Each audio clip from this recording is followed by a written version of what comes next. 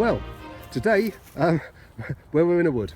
Yep, it's a beautiful little glade on a most wonderful Sunday afternoon, and there's not a church in sight because today we are talking about the Trebuchet. Here's a lovely example of a Trebuchet, the scale model obviously. And I mean, the Trebuchet was first around in Europe in about the 12th century. The biggest trebuchet that was ever made was the siege of Stirling Castle in 1304. Edward Longshanks. It was reputedly, from the top to the bottom, about 100 metres. An absolute beast, the largest one ever. It took about 30 wagons to get it to Stirling Castle, and then it took about, I think it was 5 master carpenters and 49, not 50, but 49 labourers. Took 3 months at the cost of £40 apparently. Yeah, and they got on to work. Oh, and mustn't forget, of course, Reginald, the janitor. Apparently, all of June and July, he was up all night making sure that nobody sneaked out of the castle and set it on fire, because I mean that's what they were trying to do. But anyway, halfway through this incredible build, the castle surrendered. Yes, they said, no, God almighty, now I can see what's going to happen here. And but Edward Longshanks, he said, no. He said, you don't deserve any grace, and you're going to have to surrender to my will. He was just, you know, it was big boy's toys, wasn't it? I mean, he wanted to see the wall crumble, and you know, you could see this is what it was going to do. I mean, that stone ball there, I think that's one of my slingshots, that would have been equivalent to about 130 kilos.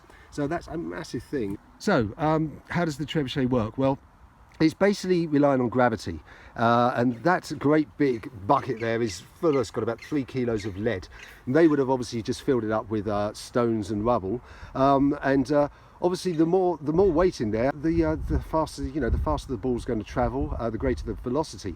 If we want to talk about the actual trajectory, the parabolic trajectory, this pin here, you see you've got the ball in its cradle going along here, and it's attached to a little release clip down there, and it's also attached to the end actually of the boom arm there, and the actual angle of this would make a difference to where it released, and then thus the actual arc that it created in the air would be different. And so, you know, this would have been set up. Obviously, once it was set up, they had a rough idea of how far it was going to travel.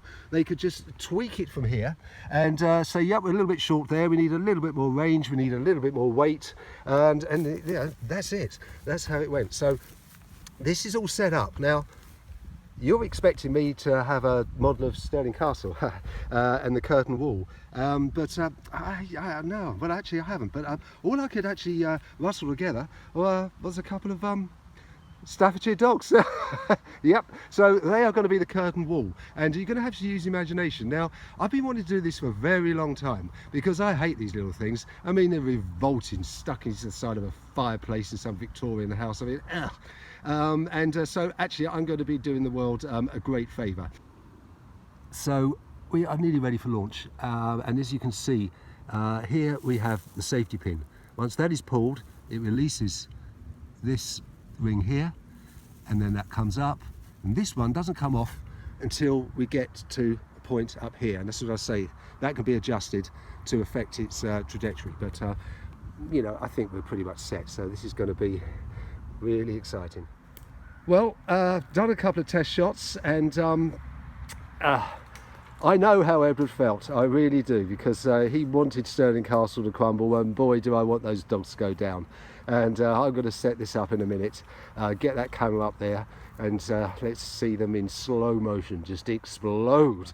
If there's any Staffordshire dog lovers out there, of course, well, I think you better look away now.